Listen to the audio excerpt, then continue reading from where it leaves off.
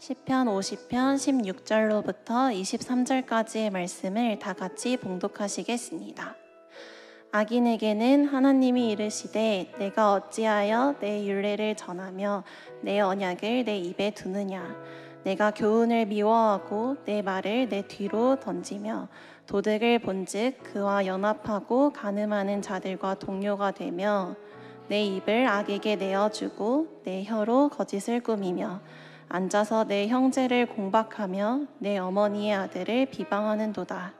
내가 이 일을 행하여도 내가 잠잠하였더니 내가 나를 너와 같은 줄로 생각하였다. 그러나 내가 너를 책망하여 내 죄를 내 눈앞에 낱낱이 드러내리라 하시는도다. 하나님을 잊어버린 너희여, 이제 이 일을 생각하라. 그렇지 아니하면 내가 너희를 찢으리니 건질 자 없으리라. 감사로 제사를 드리는 자가 나를 영화롭게 하나니 그의 행위를 옳게 하는 자에게 내가 하나님의 구원을 보이리라. 아멘. 오늘 봉독해 주신 시편 50편 말씀을 가지고 감사로 예배하라 라는 제목으로 함께 말씀을 나누기를 원합니다. 한번 따라해 보실까요? 감사로 예배하라. 여러분, 요즘 주일 예배 나오기 위해서 어떻게 교회에 나와서 하나님 앞에 예배 드리는 거 어떻게 안녕하신가요? 예배 드리는 거 마음이 좀 좋으신가요? 좀 더 구체적으로 질문해 보기를 원해요. 여러분, 예배가 잘 드려지고 계십니까? 매 주일 예배가 기대되십니까? 우리 한번 생각해 보았으면 좋겠어요. 우리가 오랜 시간 동안 예배라는 것을 드리면서 이 예배 생활이 루틴화 되진 않았는지 말입니다. 매일 정해진 시간에 반복되어 같은 장소에서 예배들을 드리다 보니 어느새 습관처럼 예배를 드리고 있진 않았는지. 사실 이 예배라고 하는 것이 루틴화되기가 너무 쉬워요. 주일이면 그동안 다녀왔던 교회인이 그냥 발걸음이 일로 향하게 되어지는 것이 인지상정이고, 그리고 찬양은 어느덧 익숙해져서 부르든 안 부르든 익숙한 곡조가 흘러나오고, 무거운 성경책은 이제 들고 나오지 않아도 화면에서 자막으로 띄워주니 가벼운 두 손으로 교회를 향하게 되며, 헌금도 이제는 준비하지 않아도 ARS나 계좌이체로 할 수 있죠. 이마저도 귀찮아서 헌금을 안 하는 경우도 부지기수죠. 그런데 어느 순간 이런 생각이 들지 않습니까? 우리는 예배를 잘 드리고 있는 것 같은데 정작 이 자리에 있는 내 마음과 생각이 정말 예수님께 집중되지 못하고 흔들릴 때가 있다라는 거죠. 특별히 이번 11월 달 주제가 감사인데, 여러분, 이 감사라는 단어 참 부담스럽지 않으십니까? 감사해야 하는 건 알겠는데 막상 내 상황과 환경을 보면 그지 감사할 게 뭐가 있나 라는 생각 해보지 않으셨나요? 학교 생활, 직장 생활, 연애 생활, 건강, 취업, 이 모든 것들 우리 앞에는 문제 그대로인데 감사라고 하니 가끔 이 감사하라는 메시지조차도 내 앞에 찾아오는 압박처럼 느껴지기도 한다라는 거죠. 감사가 나오지도 않는데 어떡하라고. 예배도 무감각해지고, 하나님은 어디 계시지? 왜 말씀이 송이꿀보다 달다고 하는데 다른 사람은 다 단 것 같은데 왜 나는 달게 다가오지 않는 것이지? 속으로는 이런 의문만 쌓여가진 않으셨습니까? 그런데 오늘 우리가 눈여겨볼 시편 50편 말씀은 그런 예배의 자리를 찾아온 모든 성도를 향해 그 마음을 정면으로 마주하라고 강조하고 있습니다. 이 시편은요, 시편이라고 하는 150편의 이 시편이라는 책은 가장 많이 차지하고 있는 분량이 찬양시고 그리고 감사시예요. 근데 오늘 읽은 이 50편은 찬양시도 아니고 감사시도 아닙니다. 왜냐하면 예배자들을 불러서 하나님께서 재판을 하듯 신문하시는 장면으로 시작하기 때문입니다. 하나님은 예배자들을 법정에 세우시기 시작합니다. 이렇게 말씀하시죠. 시편 50편 7절입니다. 함께 읽겠습니다. 내 백성아 들을지어다. 내가 말하리라. 이스라엘아 내가 내게 증언하리라. 나는 하나님 곧 내 하나님이로다. 말씀에 보면 놀랍게도 하나님께서는요, 예배를 드리지 않는 사람들을 부르지 않으셨습니다. 예배를 잘 드리는 사람들, 지금 저와 여러분처럼 이곳에 모여 예배 드리는 사람들을 내 백성이라고 부르시며 찾고 계십니다. 예배를 빠지지 않고 드렸던 사람들, 헌신하고 봉사하며 찬양하며 기도하는 사람들에게 오늘 하나님은 우리에게 이렇게 질문하고 계십니다. 너는 나를 진짜로 알고 예배하고 있니? 라고 말이죠. 루틴화 되어버린 예배라고 말하지만 감사할 것이 없다고 생각하며 이 자리에 나왔지만 하나님은 오늘 우리에게 예배를 멈추지 말라라고 말씀합니다. 오히려 예배로 더 걸어 나가라고 말씀하십니다. 예배는 하나님께로 다시 나아가게 하며 결국 우리로 하여금 그리스도인답게 살게 하는 것이죠. 그렇다면 어떻게 예배해야 할까? 시편 50편 23절은 이렇게 이야기합니다. 함께 읽겠습니다. 감사로 제사를 드리는 자가 나를 영화롭게 하나니 그 행위를 옳게 하는 자에게 내가 하나님의 구원을 보이리라. 우리 말씀 너무나도 잘 알고 있고 오늘도 찬양 중에 불렀던 가사에 있었던 그 내용의 말씀입니다. 하나님께서 찾으시는 참된 예배는 감사로 드려지는 예배가 맞죠. 그런데 이 감사라고 하는 것이 내가 하려고 애쓰려는 그런 긍정의 고백은 아닙니다. 상황이 좋아지니까 생기는 그런 기쁨도 아닙니다. 그래서 좀 잘 들으셔야 하는데, 감사라고 하는 것은요, 하나님이 누구신지를 다시 인식하고 인정하게 하는 신앙의 고백이 바로 감사라는 것입니다. 다시 말씀드릴까요? 하나님이 누구신지 다시 인식하고 인정하는 신앙의 고백이 바로 감사라는 것입니다. 그렇게 우리가 드리고 있는 이 예배는 감정이 아니라 하나님과의 언약 관계가 회복으로 그 기쁨으로 나아가는 것이 예배라는 것입니다. 그래서 오늘 우리는 시편을 통해 예배를 향한 하나님의 심판, 그 신문, 그것에서 감사의 회복까지 이어지는 그 하나님의 방식이 무엇인지, 오늘 우리에게 무엇을 원하고 계시는지를 말씀을 통해 알아가 보기를 원하는 거죠. 지금 여기 앉아 계신 여러분들이 모두 다르잖아요.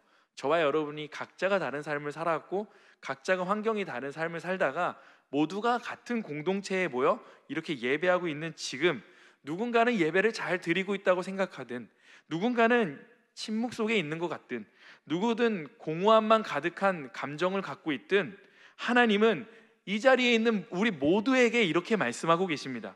내 백성아 들으라, 감사로 예배하라. 우리 함께 시편으로 한번 깊이 들어가 보기를 원합니다. 시편 50편은요, 처음에 말씀드렸듯이 하나님이 법정으로 예배자들을 부르시는 장면으로 시작합니다. 그런데 이 부르시는 하나님의 범위가요 굉장히 넓습니다. 우리 1절 말씀을 함께 봉독해 볼까요? 시작. 전능하신 이 야훼 하나님께서 말씀하사 해 돋는 데부터 해 지는 데까지 세상을 부르셨도다. 시인은 하나님에 대하여 세 가지 이름으로 설명하고 있습니다. 말씀을 볼까요?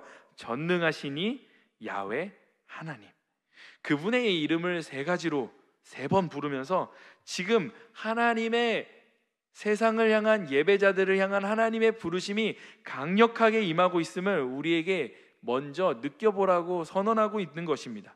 그 위대하신 하나님께서 해가 돋는 동쪽부터 서쪽까지 세상의 모든 사람들을 부르고 계십니다. 예배자들을 말입니다. 그분의 부르심 앞에 응답을 하지 않을 사람은 아무도 없습니다. 왜냐고요? 전 세계의 모든 지구인들은 해가 뜨고 지는 것을 보기 때문입니다. 하나님은 그렇게 모든 예배자들을 부르시고 이렇게 등장하십니다. 3절 말씀입니다. 함께 봉독해 보겠습니다. 우리 하나님이 오사 잠잠하지 아니하시니 그 앞에는 삼키는 불이 있고 그 사방에는 광풍이 불리로다. 하나님께서요 임재하실 때 그냥 잠잠히 임재하지 않으십니다. 세상이 알 수 있도록 모든 천재지변을 동원해서 하나님께서 임재하신다는 사실을 온 민족이 알 수 있도록 그분이 찾아오십니다. 하나님께서 이 땅에 왜 오셨습니까? 그분의 의제가 있습니다. 4절에서 5절 말씀인데요, 함께 봉독해 보겠습니다. 하나님이 자기의 백성을 판결하시려고 위 하늘과 아래 땅에 선포하여 이르시되 나의 성도들을 내 앞에 모으라. 그들은 제사로 나와 언약한 이들이라 하시도다. 하늘이 그의 공의를 선포하리니 하나님 그는 심판장이심이로다. 말씀을 보니까요 좀 놀랍지 않습니까? 예배자를 동과서로 모두 부르신 하나님께서 목적이 있으셨어요. 심판자로 오셨대요. 이 판결이라고 하는 것은요 기본적으로 잘잘못을 따지게 되는 것입니다. 하나님이 그 판결을 하시기 위해 하늘과 땅에 선포하십니다. 이는 하늘과 땅을 배심원으로 세우셨다라는 의미입니다. 자, 하늘과 땅이 배심원이 됩니다. 그러면 우리의 모습을 보지 못한 하늘과 땅은 없을 거예요. 왜냐하면 우리가 공중에 살든 땅에 살든 하늘과 땅 아래에 있는 우리는 그러한 존재이기 때문에 우리는 그 심판자 하나님 앞에 모두 배심원인 하늘과 땅 앞에서 심판을 받게 되는 거죠. 이 재판의 중심 주제가 있는데요. 주제가 이거예요.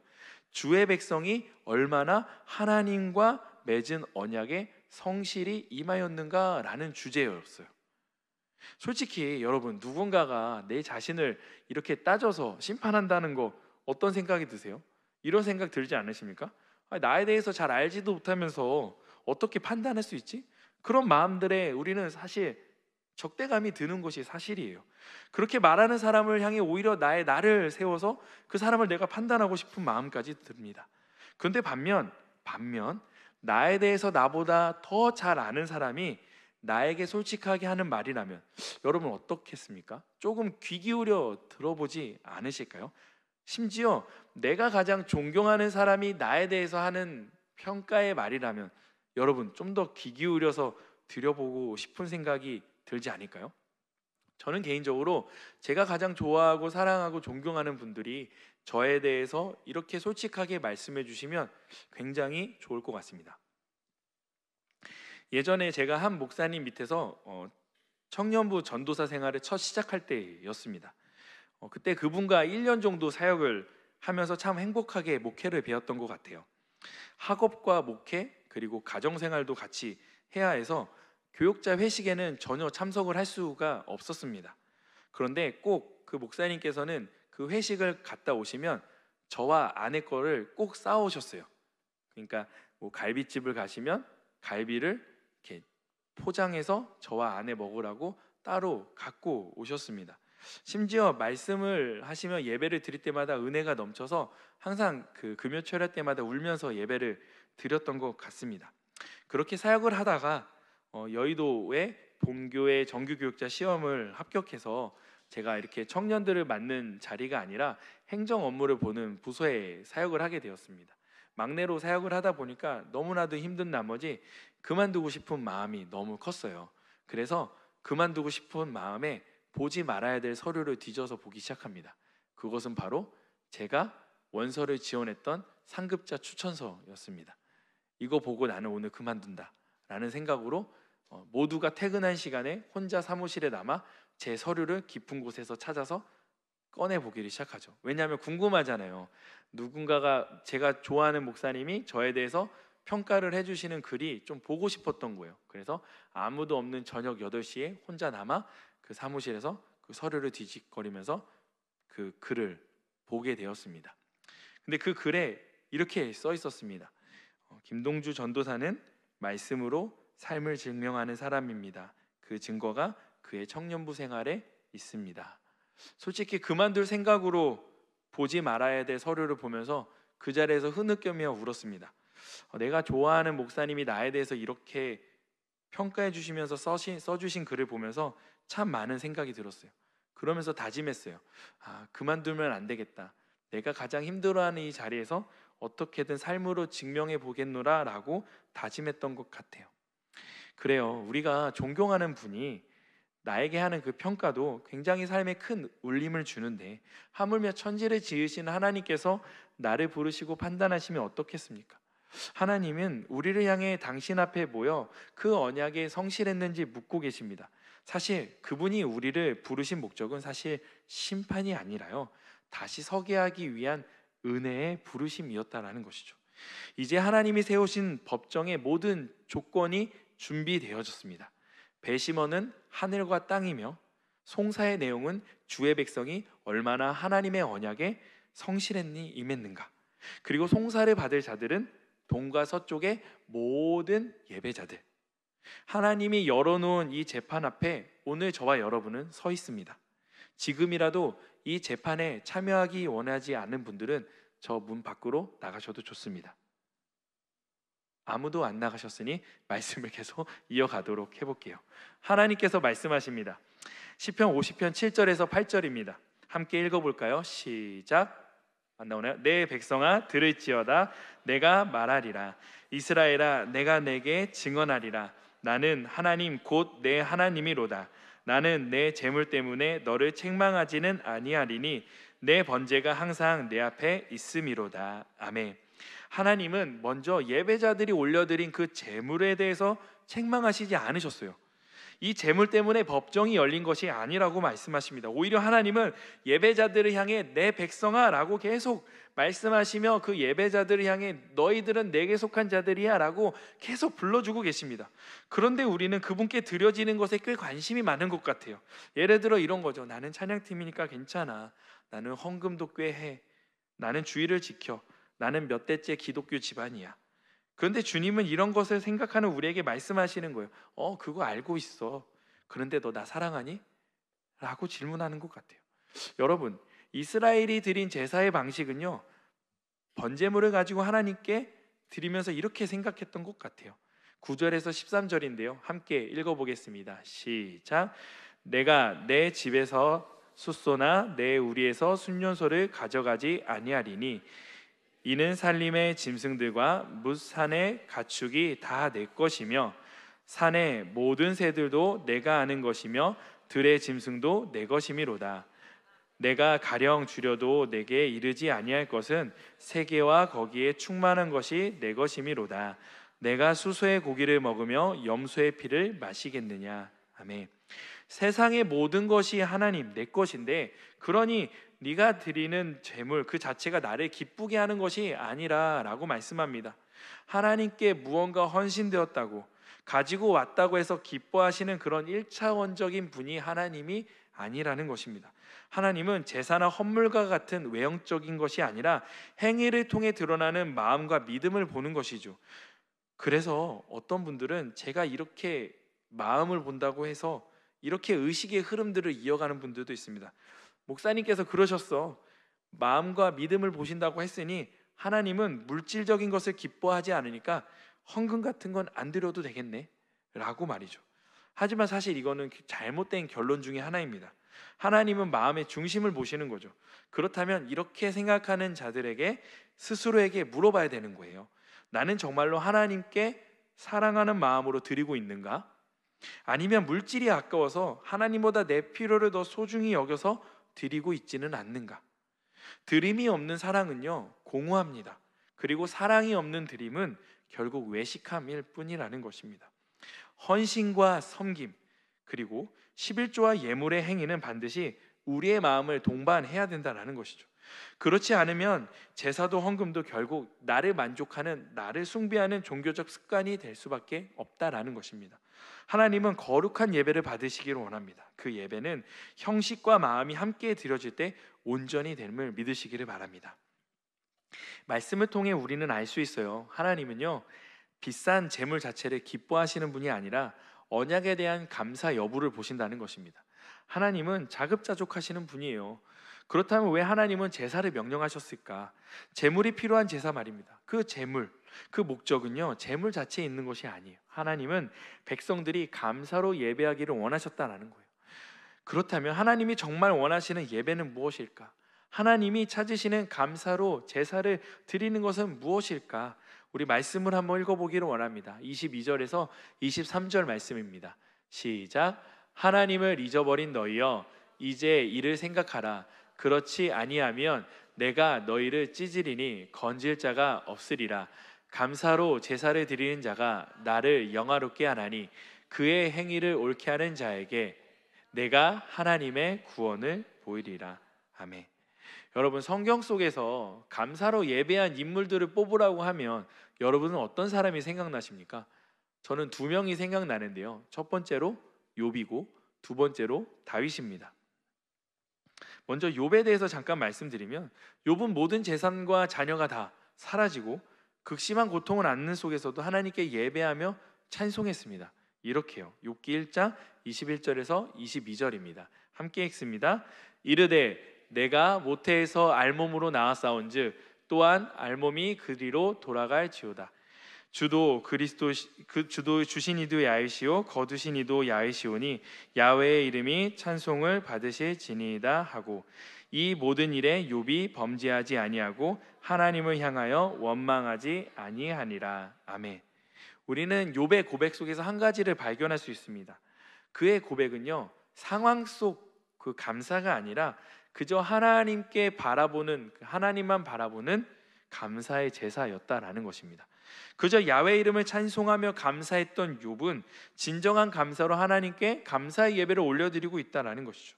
여기서 하나님 앞에 욥이 무언가 감사로 제물을 올려들어서 제사를 드렸거나 그리고 자신의 삶을 헌신해서 드렸다는 내용이 성경 속에 기록되어져 있지 않습니다. 어떤 누구도요, 욥과 같은 상황이 닥치면 견디는 것조차, 버티는 것조차 힘들어할 것입니다. 그런데 욥은 이렇게 고백하는 거예요. 주신 이도 야훼시오 거두신 이도 야훼시오니 야훼 이름이 찬송을 받으실지니이다. 이 그의 고백이 이 수천 년이 지난 지금에도 우리의 신앙생활에 있어서 큰 울림이 있는 것은 우리의 상황 속에서도 하나님이 지금의 욥의 예배를 받기를 원하시기 때문인 것이죠. 욥의 예배는 고난 중에 드린 감사의 제사였다라는 것입니다. 그럼 두 번째로 다윗을 볼까요? 다윗은요, 자신의 삶 속에서 하나님의 구원하심과 인도하심을 정말 피부로 체험했던 사람입니다. 사울에게 쫓기며 목숨이 위험한 상황 속에서도 하나님은 다윗을 구원하셨습니다. 아들 압살롬에게 쫓기면서 수치를 당하는 상황 속에서도 하나님은 도울 사람들을 세우셔서 결국 다윗을 구원으로 인도하셨습니다. 우리아의 아내 밧세바를 범죄한 다윗에게 하나님은 심판하시며 다윗이 다시는 그러한 죄를 빠지지 않도록 또 하나님은 또 구원의 길로 인도하셨습니다. 그래서 그는 그렇게 자신을 인도하신 분 앞에 감사하겠다고 의지적으로 찬양하고 있습니다. 시편 116편 17절입니다. 함께 읽습니다. 시작. 내가 주께 감사제를 드리고 야훼의 이름을 부르리이다. 아멘. 여기서 이 감사제는 말 그대로 감사로 예배를 드렸다라는 것이에요. 다윗은 하나님을 알았어요. 그분을 지식적으로 알고 있었던 것뿐만 아니라 그의 피부로 느낄 만큼 경험적으로 하나님을 알고 있었다라는 것입니다. 그래서 다윗은 그분의 이름을 부르는 것이 어떤 의미를 담고 있는 것인지에 대해서 정확히 알고 있었어요. 그저 하나님을 그냥 야훼 하나님의 이름을 흘러가듯 부르는 것 같았지만 다윗의 이 고백에는 구원하심을 기대하는 마음이 담겨져 있다는 거죠. 그의 감사에는요, 하나님이 구원하시는 주이심을 고백하는 예배적 응답의 모습이었다라는 것입니다. 선교지에 돌아와서 그 아내의 병치료를 위해서 그 치료 과정을 보면서 저와 아내가 함께 결정한 것이 한 가지가 있었습니다. 그것은 하나님을 향해서 원망하지 않겠다라는 것이었습니다. 왜냐하면 이러한 상황을 허락하신 하나님의 뜻이 분명히 있을 것이라고 저와 아내는 피부로 경험한 하나님을 알고 있었기 때문입니다. 그래서 이 상황 속에서 하지 않기로 한 것이 바로 불평이었습니다. 어차피 발생한 일들에 대해서 후회와 불평은 치료의 과정에서 전혀 도움이 되지 않았기 때문입니다. 그래서 감사하기로 결정했습니다. 저와 아내가 그렇게 감사하며 치료의 긴 시간들을 겪어오면서 한 가지 에피소드가 있었습니다. 그것은 철없는 7살 막내 아들이 암이 무슨 감기처럼 정도의 병으로 생각하고 있다는 것입니다. 아내와 저는 한국에 몰래 들어와 동네에서 지냈는데 아내에게 동네 주민들이 전화가 오기 시작합니다. 알고 보니 막내 아들이 놀이터에서 놀면서 이렇게 놀기 시작한 거죠. 우리 엄마 암에 걸렸어요 라고 말이죠. 동네방네 떠들면서 아줌마들에게 이렇게 얘기하며 놀았습니다. 막내는 엄마가 걸린 병이 목숨이 오가는 병인지 중환병인지 전혀 알지 못했습니다. 왜 그랬을까요? 저와 아내는 시간이 나면 아이들 앞에 심각한 모습을 보이지 않았습니다. 오히려 이 과정을 그냥 즐겁게 버텨보기로 했습니다. 시간이 나면 아이들과 여행을 떠났고 아내와 저는 둘만의 시간들을 통해 서울의 맛집들을 찾아다녔고 카페와 빵집도 다녔습니다. 하루는 아내가 생일날 물어봤어요. 제가 물어봤거든요. 뭐 하고 싶어? 그러길래 아내가 대전에 빵집을 가고 싶다고 하는 거예요. 그래서 제가 사실은 그 먼 거리를 운전하는 것을 굉장히 극혐하는 사람이고 차 막히는 거를 굉장히 싫어하는 사람인데 그냥 아내가 가고 싶다고 하길래 그날 아이를 부모님께 맡기고 둘이 출발했습니다. 그렇게 당일치기로 대전에 가서 빵을 몇십만 원씩 먹고 왔던 것 같아요. 그때 제가 갔던 저의 모습은 저를 부인했던 시간이었던 것 같아요. 그렇게 저와 아내는 아무 생각 안 하고 그 시간들을 감사로 채워나가기 시작했어요. 맛집에 앉아 식사하면서 음식 앞에 감사 기도를 드렸고, 이쁜 커피숍에 들어가 커피 한 잔 마시며 하나님께서 우리를 인도하셨던 일들에 대해서 감사했고, 아이들과 여행을 다니며 가족을 주시고 이길 힘을 주신 하나님께 감사했었습니다. 그렇게 1년의 시간을 버티고 감사로 채웠더니 우리 아내 입장에서는 굉장히 힘들고 괴로운 시간이었지만 아내에게는 아무런 상처 없이 흘러가는 시간이었던 것 같아요. 저는 그 시간이 우리 가족이 함께 올려드린 감사의 예배라고 믿습니다. 여러분, 지금 겪고 있는 문제가 무엇이죠? 그 자리에서 감사로 예배를 드릴 이유를 발견하고 계십니까? 많은 청년들이 이렇게 질문합니다. 목사님, 감사할 일이 전혀 없는데 감사하는 것도 괜찮은 걸까요? 하나님은 제 마음을 보신다면서요. 제 마음에는 전혀 감사함이 없는데 말로 감사한다고 해서 그 마음은 하나님께서 받아주실까요? 저는 이렇게 이야기하고 싶어요. 의지적으로 하는 감사를 통해 하나님께서 나를 바꿔주시더라. 그러니 너의 마음이 그렇지 않아도 끝까지 감사해봐. 반드시 하나님의 상황을 역전시켜 주실 거야. 시편은 우리에게 이렇게 말씀합니다. 시편 22절에 이렇게 써 있어요. 제가 읽어드릴게요. 하나님은 잊어버린 너희여 이제 이를 생각하라.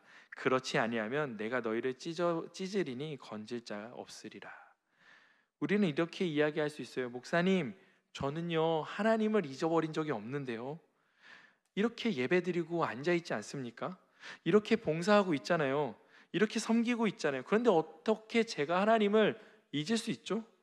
맞아요. 여러분과 저는 하나님을 잊어본 적이 없어요. 잊어버린 것은 없지만 감사를 잃어버린 적은 없으십니까? 하나님이 나를 구원하시기 위해 그저 예수 그리스도의 십자가만 바라봐도 나를 살리시기 위해 오신 예수 그리스도를 생각하며 감사했던 적은 언제셨습니까? 어찌 보면 가장 기본적인 감사를 놓치고 살다 보니 더 좋은 상황적 감사를 찾아다닌 것은 아닌지 모르겠습니다. 감사는 감정의 고백이 아니라 하나님만 나의 주인으로 따르겠다는 의지적 선택임을 믿으시길 바랍니다. 마음이요 감사하지 않아도요 입술로 먼저 의지적으로 감사할 때 하나님은요 우리의 주인이 되어주셔서 우리의 마음과 상황을 반전시키는 것을 경험하게 되어질 것입니다. 저는 늘 가족을 보면서 감사합니다. 사실 집에서는 여러분들에게는 굉장히 나이스하고 이렇게 양복 입고 되게 좋아 보이는 목사같이 보이지만 굉장히 못난 아빠예요. 아이들과 놀지도 못하고 제가 아이들이랑 놀아주지도 잘 못합니다. 그리고 심지어 아내의 마음도 굉장히 위로하지도 못합니다. 아마 지금도 저희 아내가 이 설교를 보고 있을지 모르겠지만 어제 싸웠던 게 계속 마음에 걸립니다. 지금 아내에게 너무 미안한 상황인데 아내의 마음도 위로도 못해주고 서툴고 바보 같은 아빠예요. 그러나 가끔 최근에 새벽 예배 출근하기 위해서 아내와 아이들이 저 새벽 예배 드린다고 저 혼자 자게 하고 조금 반 방에서 아이들과 아내가 한꺼번에 자는 모습을 보고 이렇게 나오는데 그 모습을 보고 있으니 참 감사하더라고요.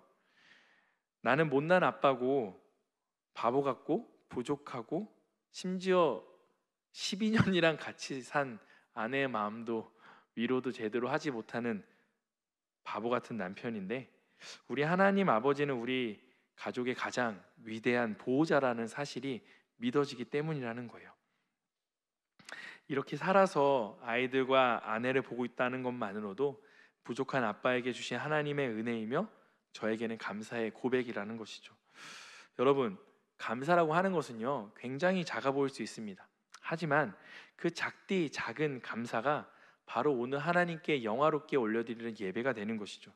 오늘은 그 작은 감사를 하나님께 올려드리는 자에게 하나님의 구원을 보게 되는 귀한 은혜가 되시길 주님의 이름으로 축원드립니다. 욥이 이렇게 말씀했죠. 주시니도 야이시오 거두시니도 야이시오니 야훼의 이름이 찬송을 받으실지니이다. 이 고백이 우리 안에 계속 쌓여서 이 고백이 터져 나올 때 하나님의 역사가 우리의 삶에 보이기 시작할 거예요. 그렇게 나아가는 자에게 오늘 시편의 말씀이 나의 말씀으로 가슴에 새겨지게 될 것이에요. 우리 함께 이 고백의 말씀으로 함께 정리해 보려고 합니다. 시편 50편 23편 말씀을 함께 봉독해 보겠습니다. 시작. 감사로 제사를 드리는 자가 나를 영화롭게 하나니 그의 행위를 옳게 하는 자에게 내가 하나님의 구원을 보이리라. 하나님은 이 구원이신 예수 그리스도를 통해 우리로 하여금 감사의 제사로 이끄셨어요. 히브리서 13장 15절은 이렇게 고백합니다. 마지막으로 한 번 더 공독해 볼까요? 그러므로 우리는 예수로 말미암아 항상 찬송의 제사를 하나님께 드리자. 이는 그 이름을 증언하는 입술의 열매니라. 아멘. 여러분, 말씀을 통해서 우리가 알 수 있듯이 우리의 입술의 열매 오늘부터 드리실 수 있습니다. 그 입술의 열매 감사로 열어갈 때 또 그 감사로 드리는 제사를 통해 우리가 지금 이 자리에 하나님의 심문하는 심판 자리에 모여 있지만 다시금 감사로 하나님 앞에 예배드리는 이 시간, 그 심판의 자리가 아니라 주님이 부르시는 회복의 자리로 우리의 삶을 이끌어 주실 줄 믿습니다. 그렇게 예배하는 저와 여러분 되시기를 주님의 이름으로 축원드립니다. 기도하겠습니다. 하나님, 오늘 주님의 말씀 앞에 겸손히 서기 원합니다. 가장 낮은 자로 오셨고 가장 연약한 모습으로 오셨던 그 예수 그리스도를 닮아가며 그분 앞에 고백하며 나아가는 귀한 이 시간 되어지게 하여 주옵소서. 하나님, 우리의 마음을 다시 한 번 더 정돈하게 하여 주시고 진정한 감사로 기쁨으로 아버지 앞에 영광 올려드리며 나아갈 수 있도록 성령님 이 시간 도우시고 함께하여 주옵소서. 우리가 함께 주님 앞에 올려드리는 이 시간을 통하여 하나님만 바라보며 그 기쁨의 예배, 감사의 예배 올려드릴 수 있도록 인도하여 주옵소서. 이 모든 말씀 살아계신 우리 주 예수 그리스도의 이름으로 축복하며 기도합니다. 오늘 이 시간 함께 찬송하기를 원합니다. 제가 점점 차분해지면서 말씀은 나눴지만 설교 찬양은 기쁜 찬양입니다. 다 같이 일어나셔서 함께 웃으면서 찬양하길 원합니다. 우리 함께 찬양할까요?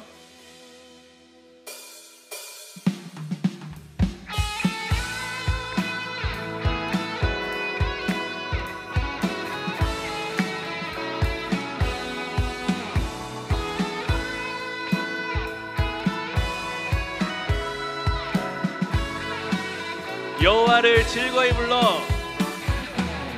여호와를 즐거이 불러 기쁨으로 주께 나가리. 여호와 하나님 난 주의 백성 기르시는 양이라. 여호와를 즐거이 불러 기쁨으로 주께 나가리.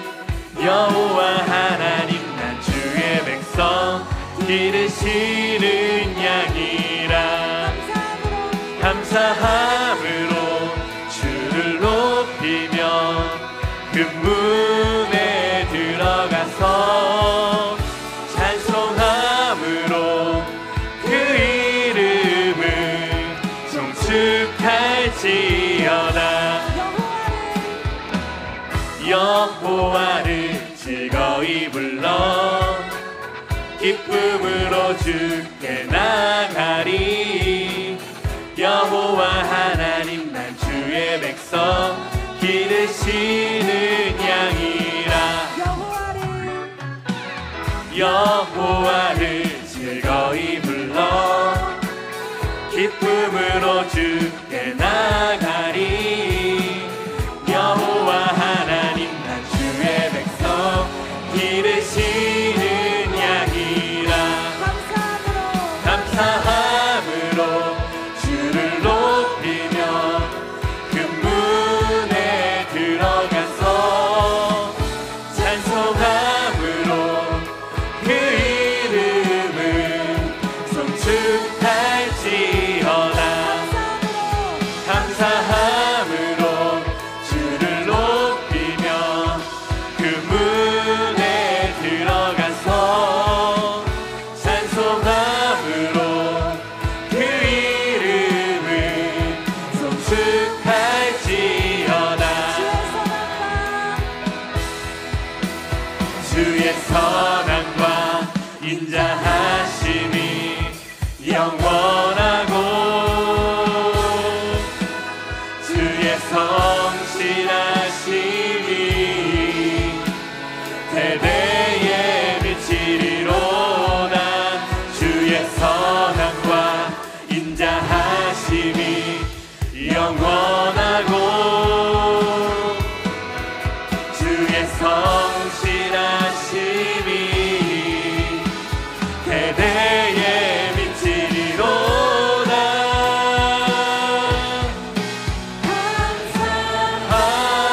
감사함으로 주를 찬양하며 그 문에 들어가 주를 높이라. 모든 감사와 온 찬양 다 주께 드리리. 내 주는 전능하신 하나님. 감사함으로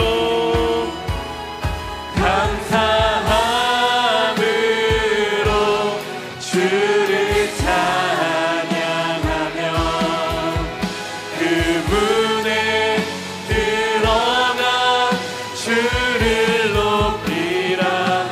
모든 감사와 온 찬양 다 주께 드리리.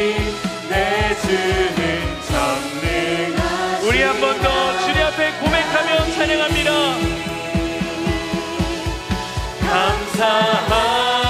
감사함으로 주를 찬양하며 그 문에 들어가 주를 높이라. 모든 감사와 온 찬양 다 주께 드리리. 내 주는 전능하신 하나님. 그렇습니다. 하나님 앞에 그저 감사함으로 예배했던 때가 언제였습니까? 아마 주님을 만났던 그때가 아니었는지 생각해 봅니다. 내가 진짜 주님을 만났고 그 주님으로 말미암아 만족했던 그날, 그때가 오늘이 되어지게 하여 주시옵소서. 주님, 다시금 그 감격의 예배, 그 감사의 예배가 내 안에 회복되게 하여 주옵소서. 이 시간 주님의 이름 세 번을 치시며 함께 통성으로 기도하겠습니다. 주여